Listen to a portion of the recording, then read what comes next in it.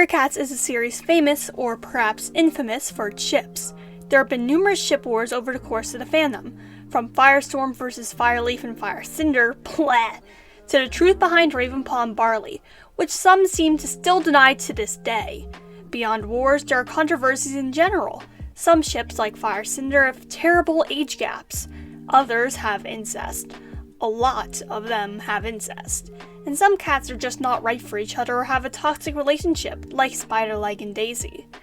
But there are some ships that do become canon despite how clear it is that the two characters do not fit each other, and sometimes the errands make the right choice and break them up. Though it is rare, some Warrior Cat ships do break up. So today, instead of focusing on lovers for Valentine's Day, we are going to be discussing the most divorced Warrior Cats, because I'm a very spiteful person. Before we get started, if you are new to the channel, please think about subscribing. I regularly post both Wings of Fire and Warrior Cats content, so you'll never be bored. And to my current subscribers, thank you so much for supporting me. I wouldn't have gotten here without y'all. First, we have Squirrel and Brambleclaw. I'm just going to get this ship out of the way. Brambleclaw. It feels so weird to be saying that now, but I guess that is his name and I should use it. For anyone who did not know he stepped down, I'm sorry. But the entire fandom has been talking about it for months now. Squirrelflight and Brambleclaw are a very strong pairing. On the Warriors website, it says that Squirrelflight and Ashfur, her other romantic interests, were like fire and water. Ashfur would have only served to drag her down. Squirrelflight and Brambleclaw, on the other hand, were like fire and kindling. Together, they could do great things. The largest problem in the Squirrelflight and Brambleclaw relationship is that they are both very stubborn cats, and they're both very righteous as well. They sometimes disagree on what the right thing is or how to go about doing it, and they refuse to compromise. They also have a communication issue. I didn't put anything after this point in the script because I thought it was fairly obvious that they do. I mean, Squirrelflight went to SkyClan against Bramblestar's orders. No, not SkyClan, the sisters against Bramblestar's orders with Leafpool, and ended up getting herself into a rock slide. And there was also the entire thing with the three. Speaking of the three, after it was revealed that the kits were not Squirrelflights, it looked as though Brambleclaw and Squirrelflight were broken up for good. The two barely even talked to each other, and for a long time, Brambleclaw was furious at the lack of trust Squirrelflight had in him. But when tensions rose in the clans as they learned of the danger of the Dark Forest, the two began to become closer once more.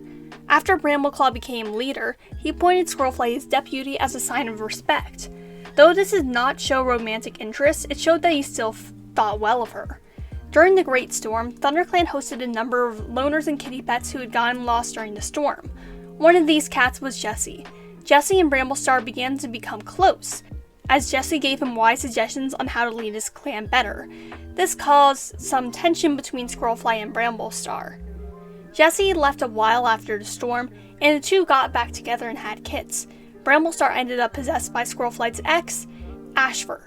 Despite the other clans' wishes to kill Bramblestar's body as it hosted the spirits, Squirrelflight kept hope that Bramblestar would recover, which he eventually did. But Bramblestar was changed by the experience and decided to retire from the position of leader. Squirrelflight, his deputy mate, was ready and willing to take his place. Brambleclaw and Squirrelstar have a rare type of relationship in Warriors, as they broke up and got back together. Though Tigerheart and Dovewing did the same, they were never official and did not have kits with each other until after the breakup. I feel like the relationship between Brambleclaw and Squirrelstar will only become more interesting now that Squirrelstar is leader and has taken Brambleclaw's place. The second divorced couple is Bumblestripe and Dovewing. Bumblestripe and Dovewing are a weird pairing because no one ever shipped them together, but they still got together because the plot said they had to. Though Bumblestripe loved Dovewing, she never loved him back. She only got with him because he was being so pushy, and everyone said that she should marry him. It's similar to a girl being raised in a conservative Christian community and being pushed into marrying early because that's what everyone else does. Dovewing did appreciate Bumblestripe's positivity, but she sometimes felt as though he was condescending towards her. The two also butted heads over issues such as what was to be done with the Dark Forest trainees. Over the course of Bramblestar's storm, the two go from being mates to being broken up. There's no clear breakup scene that I can remember, but it may have been linked to Dovewing fighting alongside Tigerheart against the Badgers. Though they call it off then, Bumblestripe does not get over Dovewing. A while later, Bumblestripe still hasn't given up on getting Dovewing back, something he may have learned from seeing Bramblesquirrel work despite their relationship issues. He went very far to win her back, even bringing up becoming mates again right after a funeral. If you don't remember it, that's because it was in a special story, and that was very romantic of him to do. At this point, Bumblestripe likely knew that Dovewing was crushing on Tigerheart, as when the two of them went missing, he and Tunny first shared a quote-unquote knowing glance, yet he still pursued her. Unbelievable. He was never able to win her back, and she became mates with Tigerheart, who became Tigerstar too. He kept a grudge towards Dovewing and became rude towards her whenever she visited ThunderClan because of her rejection of his advances. I had to put this one on the list, but Crowfeather and Leafpool are obviously divorce-coded. Leafpool and Crowfeather met shortly after both of them became adult-ranked cats. Leafpool was struggling with her duties as a healer, and Crowfeather was worried about his leader's sickness. They were both each other's escapes, and they fell in love fast and hard. It didn't hurt that Leafpool was pretty much a rebound for Crowfeather, as he never got to express his feelings towards Feathertail before she died. Leafpool and Crowfeather are the cat equivalent of the couple of high school sweethearts who run away to get married. Only the next day they realize that they are staying in a sleazy hotel and they're only 18, and they're not sure over whether they want to spend their lives like that. They decide to split up and go their own ways a short while later, but that spark is still there, and sometimes, despite their respective marriages, they do look at each other thinking about what might have been if they decided to stay together instead of split up. That is literally them. Except Leafpool became pregnant with Crowfeather's kits. Instead of telling him, she decided to give her kits to her sister, Squirrelflight. Would Crowfeather really have been that bad of a father? Yes, I mean, just look at Breezebelt. Despite breaking up very young, the two of them still felt a spark between them. According to Vicky, Leafpool was someone who Crowfeather could have spent his entire life with. Even though Kate hates Crowfeather, she does ship Crowleaf, showing just how meant for each other the two are. When Crowfeather was having marriage issues in Crowfeather's trial, Leafpool gave advice to him on love.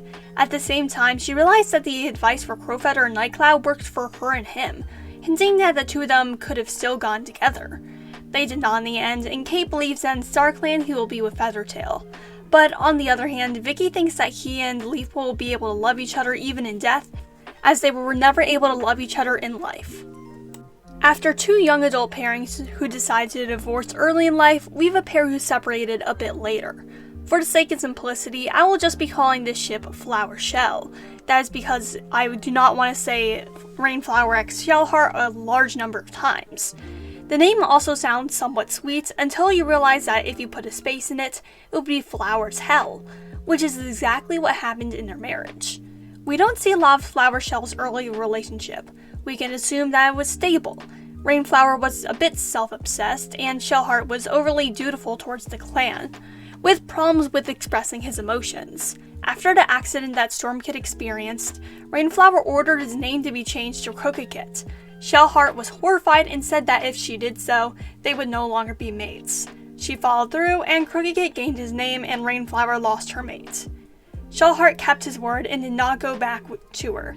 He noticed Rainflower's consistent cruelties towards his son and called her out, such as when she said that Crookedjaw would never be as good a warrior as Oakheart. Flower Shell is the trademark of a divorced marriage. Flower Shell has one of the trademarks of a divorced marriage, a child who blames himself for the breakup, Crookedkit. Crookedkit feels as though if he'd never been injured, then Rainflower wouldn't have been mean to him, causing Shellheart to decide to leave her. Though Rainflower and Shellheart broke up, Shellheart never stopped loving her, strangely enough. He always had a hope in his heart that Rainflower would change for the better, though she never did. Flower Shell is a strange case of forbidden love, one not forbidden by physical boundaries but by moral ones. If Rainflower had apologized to Crookedjaw and changed his name back and done better by him, it is somewhat likely that the two of them would have gone back together. But Rainflower was obsessed with herself and self-image, and having a disabled son did not reflect well on it. She would have never changed no matter how much Shellheart hoped she would. It is unknown whether the two stayed separated in StarClan or got back together. My headcanon is that Rainflower did start claiming Crookedstar as her son after he became leader, but Shellheart recognized her ego at play and decided to call it quits for good, and decided to move on from her after all. Before we go on to the number one most divorced ship, let's go over some honorable mentions for the most divorced warrior cats. We first have Ragged Star and Yellowfang. Ragged Star and Yellowfang were united by one thing: ambition. When Yellowfang was forced to become a healer, they lost that common attribute, and Ragged Star's dislike of healers and the healer code itself made their relationship impossible. They ended up having a child together, which Ragged Star raised. Though the two were angry with each other soon after the relationship ended, they became more respectful towards each other and became a good healer-leader pair. Their romantic feelings, however, were never rekindled. Next, there's Appledusk and Mapleshade. Appledusk is the Warrior Cat's equivalent of a 1950s career man having two families who do not know about each other. He does not love either woman or she-cat more than each other, he just has two of them because he can. This ends up backfiring upon him, and he loses both in the end as he dies. After them, there is Tom and Turtletail. Turtletail got the kids in a divorce. Tom didn't think he had enough time with them under the custody arrangements and tried to kidnap him. Another pair where their father got mad over the custody arrangement and took the kids was Reedfeather and Followtail. Just like this situation with Tom and Turtletail, the mother was able to get the kids back in the end with help from reverse kidnapping. Now, I have two individual cats who just scream divorced. First of all, even though the sisters do not take mates, I had to include Moonlight. Moonlight is a cougar. There is no way around it. I just think it fits with her personality. After her, we have Smokey. Smokey's situation is unique. He started off with two mates, Daisy and Floss. Daisy left him, leaving him once divorced. Floss died, leaving him widowed. Shortly after, he took up another mate, Coriander. Smokey feels like the man who's constantly getting into relationships just to have something to fill the void in his life with. And somehow, the woman always puts up with him, despite him doing nothing, like him allowing his kids to be taken away by Two Legs. Side note, but it is entirely possible that the Two Legs took his kids away and drowned them. Anyway, Smokey is just... he's He's a decent cat, maybe-ish. And he definitely is a divorced cat. So let's move on to the final pair of divorced cats. We're on to the final pair, and I'm not going to even have you do a drum roll, because we all knew this was coming. The most divorced couple in Warrior Cats is, with no question, Crowfeather and Nightcloud. Crowfeather only got into a relationship to prove his loyalty to the clan, after running away with Leafpool. Nightcloud only had the relationship because she wanted kits, partially because she was pressured into it by society. If not for society, then the two would have never became a match, and the world would likely be much better due to that. Nightcloud had kits, and Crowfeather ignored them. This was because of his depression, and also because now they had kits, it proved that he was loyal. He didn't feel a need to raise them, as the kits had served their purpose. Two of them passed away, and one of them survived. And he neglected the one who survived, Breezepaw, a ridiculous amount. When the two of them were on a journey to the mountains, his three secret kids from ThunderClan even remark on how they would hate to have Crowfeather as their father due to how mean he is being to Breezepaw. Breezepaw took every chance to try and make a relationship with his father, but his father wasn't interested in him at all and kept on shutting him down. Partially because of his father's mistreatment, Breezepaw began to train in a dark forest, the cat equivalent of hell, because Tigerstar was a great father figure to him. I mean, at least Tigerstar never neglected any of his kids. Crowfeather's affair was eventually revealed, which caused even more anger between Nightcloud and Breezepaw and Crowfeather. Around this time, Nightcloud officially divorced him, realizing that he had used her. Breezepaw tried to kill both of his ThunderClan sons out of hatred, and feeling as though if they'd never been born, then his father wouldn't have neglected him. Or maybe he would have never been born, sparing him the suffering of being neglected his entire life. During the battle against the Dark Forest, Breezepaw joined the side of the Dark Forest, and directly targeted Lionblaze. He was only dissuaded from his position after Crowfeather stepped in and attacked him. Though Crowfeather is not responsible for all of Breezepaw's behavior, if he had love from his parents instead of constant discouragement, he would have turned out a lot different. Crowfeather also caused a lot of suffering for Nightcloud. He did not come for her after Breezepaw's siblings were born still, and he used her to make himself look more loyal to the clan. For a while, the relationship between Nightcloud and Crowfeather was downright nasty, but in Crowfeather's trial, Crowfeather began to realize how poorly he had treated other cats, including his former mate. He made changes to the way he treated other cats, and the two of them became cordial once more.